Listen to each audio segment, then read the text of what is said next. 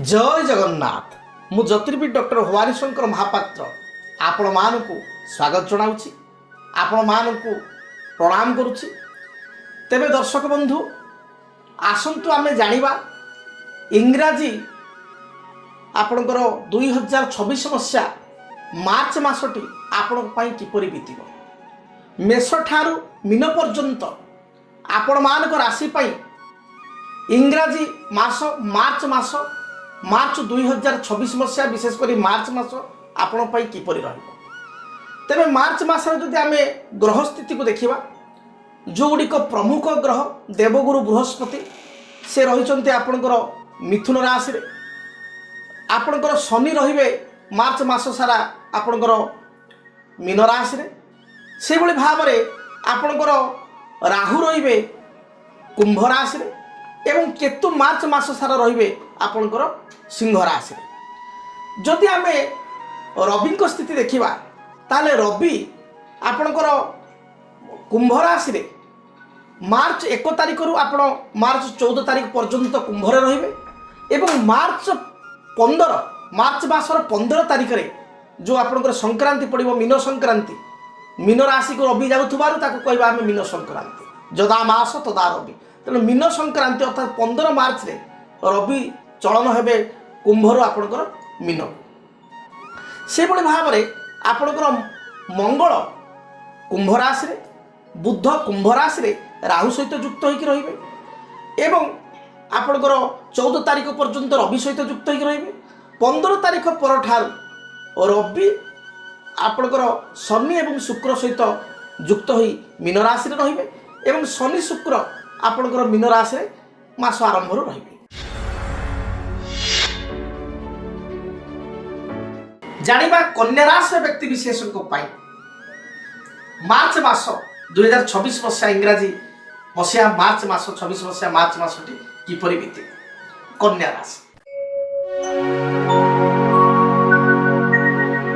कन्या राशि राष्ट्राधिपति होचुंती बुध। बुधंकर स्थिति जो देखिबा ताले षष्ठ स्थान रे बुध मास आरंभ रु रवि मंगल बुध राहु एकत्र षष्ठ रहिबे एवं बृहस्पति कर्मस्थान दशम रे अछंती। सप्तम स्थान रे शुक्र शनिकर संयोग होईछि एवं 15 मार्च परे मीन संक्रांति परे रवि सप्तमस्थ हेबे शनि शुक्र सहित युक्त हेबे। कन्या राशि रे व्यक्ति विशेष पई गोटे प्लस पॉइंट होछि जदि विवाह प्रस्ताव आपनकर चलीछि आपनकर पात्री खोजा चलीछि बा बर खोजा चलीछि विवाह बयस हो गेलानी दीर्घ दिन धरि पेंडिंग रहिछि ताले यथेष्ट संभावना एई मासरे आपनको विवाह प्रस्ताव स्थिरीकृत हेबो बा भलो भलो प्रस्ताव विवाह प्रस्ताव आसीबो।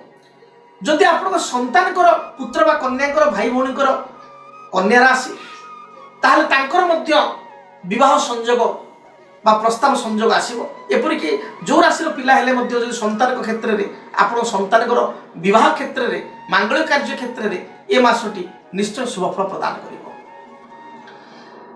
आपण ए मास आर्थिक दृष्टिकोण लाभवान हेबे कारण शुक्र जे आपण भाग्याधिपति एवं धनेश से उच्चस्थ होकर रहिबे मीन रे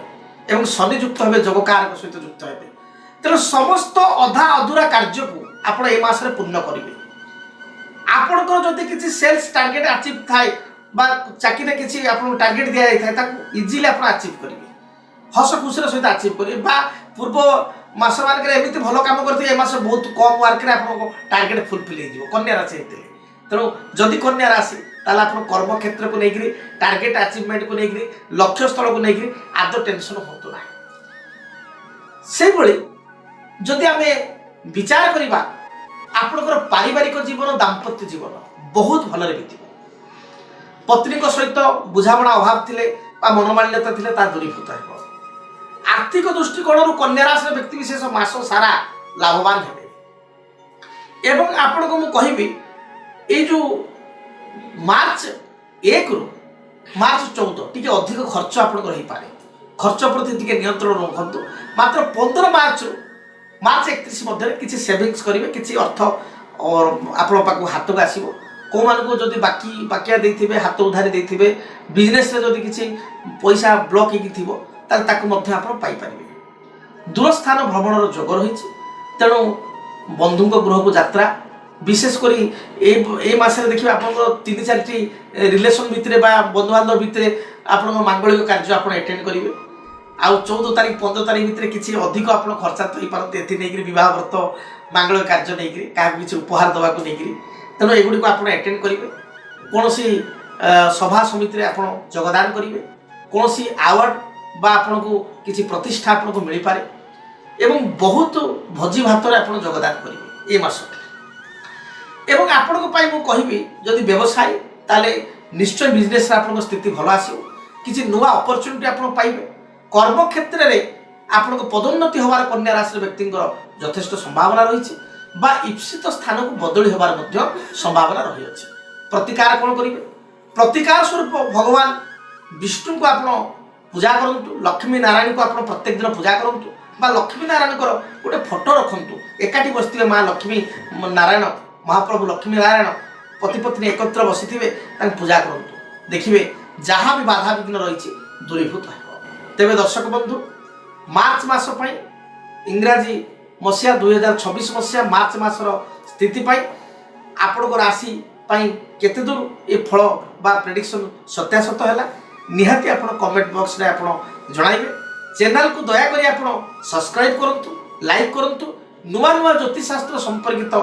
वीडियो देखिबा पाई निश्चय चैनल को सब्सक्राइब करी बेल बटन को ऑन करंतु तेबे जदि आप व्यक्तिगत भाव में मो सहित साक्षात करिया पाई चाहतांती ताहले जो एड्रेस कार्ड पड़ुची बा फोन नंबर दिया जाउची कांटेक्ट नंबर से नंबर रे जोगाजोग करी आमर कर्मकर्ता सहित कथा आप व्यक्तिगत मो सहित साक्षात करें आपणकर बुद्धेश्वरी कॉलोनी प्लॉट नंबर 26 रे मोर घर आप साक्षात करें आपणकर रेलवे स्टेशन 6 नंबर प्लाटफर्म पूरा निकटवर्ती स्थान तेणु आप दूर आसता ट्रेन जोगे आप आसिले 6 नंबर प्लाटफर्म आसी वाक्यबल डिस्टेंस चोला बाट चलिकी आप साक्षात करें कि बहुत दिन आप योजना अच्छी मो सार सहित भेट हेबी मात्र कौन कारण व्यस्तता भितर कार्य व्यस्तता भितर आजिकल जो कार्य व्यस्तता कर्मचाप भितर इच्छा थी कि भी समय बाहर कर पारना टेलीफोन मध्यम मो सहित आप कथा पारे आम कर्मकर्ता सहित जोगाजोग करूँ से गोटे टाइम आपको शेड्यूल देवे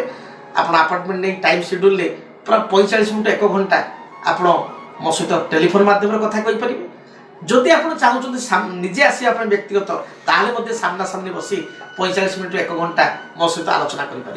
तेरे भगवान निकट प्रार्थना करी महाप्रभु जगन्नाथ निकट प्रार्थना करी माँ दक्षिण काली निकट प्रार्थना करी ये मार्च मसटी आपण राशि शुभप्रद हो आपण मन में जो इच्छा अभिलाष रही महाप्रभु ताको चरितार्थ करंतु मासटी आपणकर भलर भलर कटु रहुछि जय जगन्नाथ। जदि आपणक जीवन रे व्यक्तिगत पारिवारिक समस्या कर्मक्षेत्र नियुक्ति वैवाहिक समस्या वास्तु दोष एवं माली मकदमा आदि समस्या थाए ताहेले समस्यार समाधान और परामर्श पाई आमको जोगाजोग करंतु। ज्योतिर्विद doctor Bhabani Shankar Mahapatra Buddheswari colony plot number 26 Bhubaneswar phone number 9776833302 9439444924 आमर वेबसाइट www.srijagannathastro.com। केमिति कटिबो 2026 मसीह आपणक भाग्य केउ राशि रे रहिबो समस्या आउ किए हेबे लाभवान केमिति रहिबो मेष ठारू मीन राशि पर्यंत भाग्यफल जानिबा पई देखंतु आम कार्यक्रम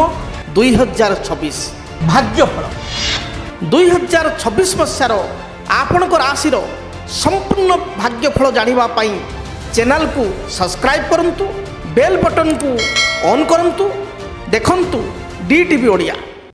ओडिया देखिवा पई सब्सक्राइब करंतु एवं बेल आइकन को मध्य दबाई दियंतु।